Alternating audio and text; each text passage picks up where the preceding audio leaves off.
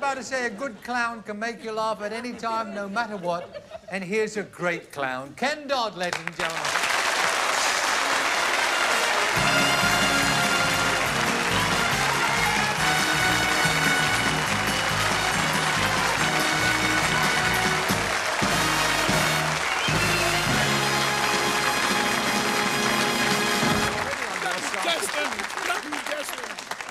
How's that for a car wash?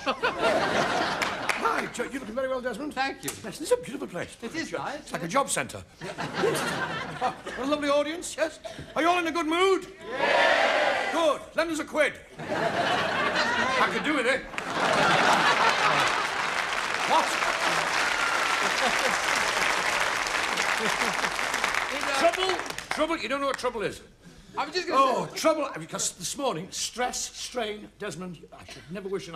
This morning, I panicked. I thought, I must ring up the Samaritans. That's how desperate. I rang up the Samaritans. I said, hello, my name's Ken Dodd. The fellow at the other end shot himself. Now, it's been a very sensational year for me this year. I've made some very bad investments this year. I've been badly advised, you see. I mean, the bacon factory in Israel, now that was a mistake.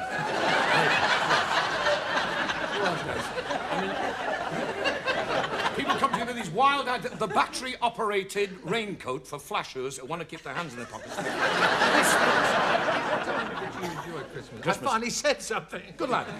You must have had happy Christmases. I'm just saying it's lovely to see you. You're built like a little action man.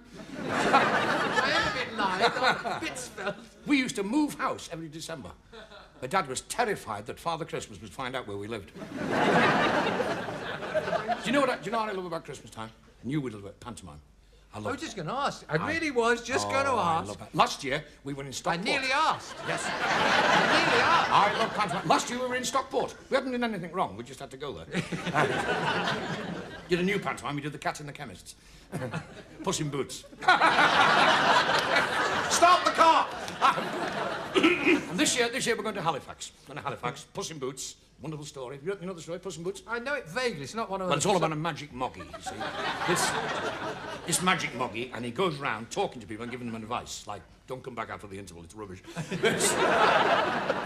For me, pantomime, the most exciting day for me, pantomime, I'm sure of you, is the first day of rehearsals.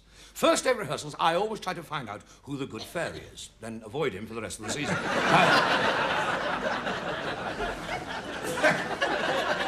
The kids in the audience help because they're always shouting out, he's behind you! I think Christmas time. Could I, before you interrupt me, could I tell? Can I tell you a Christmas story? A Christmas story, this is right out of the sort of Dickensian days. There was a man, you see, he was very, very poor. This poor fellow, he was poor, and he had nothing for Christmas. So he had a bright idea. He knew that the butcher had a bull terrier. So he went round to the butcher's shop and he lured the bull terrier out with an aniseed ball and dragged it back to his house, took it in the kitchen, got the bellows down from the fireplace, turned the bull terrier around and pumped him up. Dragged him back to the butcher's, said, look, you look at our dog's done. The butcher said, what's he done? He said, he's nicked our turkey. He said, he pinched our turkey. Our Christmas dinner, your bull terrier stole it, and all the mince pies. And the butcher said, well, you naughty dog, you know. He said, right, take my turkey. There, that's the biggest in the shop. I was saving that for me. You take my turkey. He said, I couldn't do it. Take my turkey. He said, they're the wife Christmas Day. A few mince pies. Have a happy Christmas Day. So he did. He had a lovely Christmas Day. Boxing Day, he went out for a walk, and he's passing the butcher's shop, and there he saw the butcher brushing the glass up.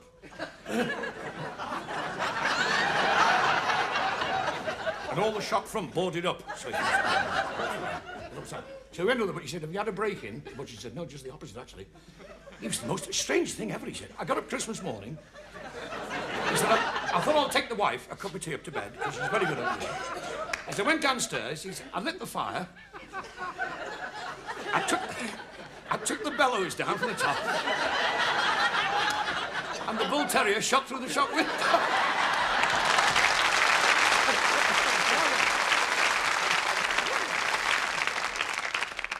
Young people today, it's a different world. They believe in science fiction.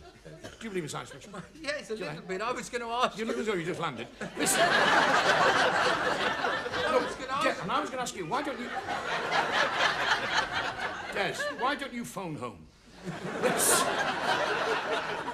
I saw this film the other night.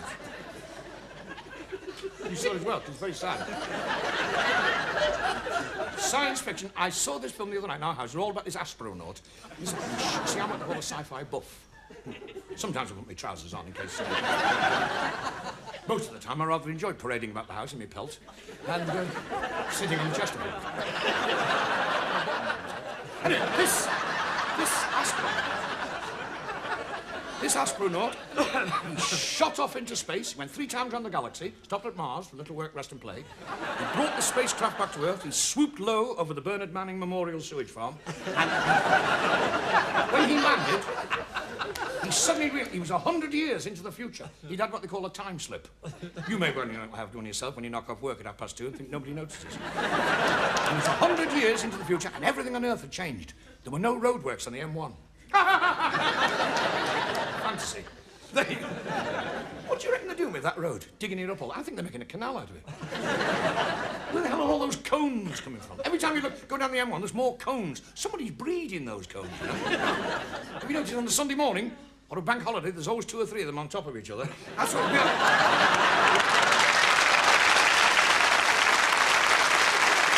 We are being taken over by the cone people.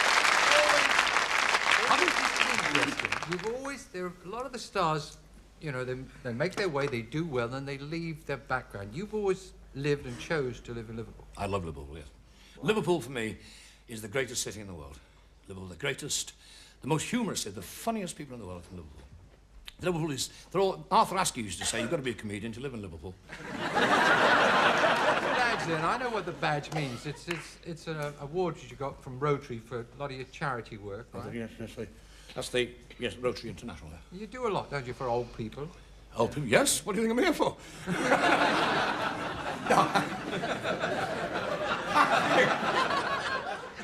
No, I like to do... I think most show business people do a lot for charity, and I like to do shows for children's charities and old people, because old people can be very, very funny. Very funny. Sometimes a bit unkind. But I did an old age pension show, a senior citizen show, I'm sorry, down here in London once, and a lady came up to me. She said, "Here, Kynes," she said, "Kynes." She said, "All stuck up for you the other day." I did. I said, "Did you, Thora?" "Yes," she said. "I told my neighbour, Mrs. Jenkinson, I was coming to see your show, and my neighbour, Mrs. Jenkinson, said, 'How?' She said, 'I don't like that Ken Dodd. He's ugly,' she said. 'He's got an ugly face.' But she said, 'I stuck up for you, Ken.' I said, 'Did you, Thora?' 'Yes,' she said. I told her. I said, 'He's got to be like that. He's a comedian.'" I want you to know one thing, Kenneth. Look at me. I'm going to get to say this. On behalf of our viewers at home and our studio audience, everyone who loves a clown, we wish you well. Thank you.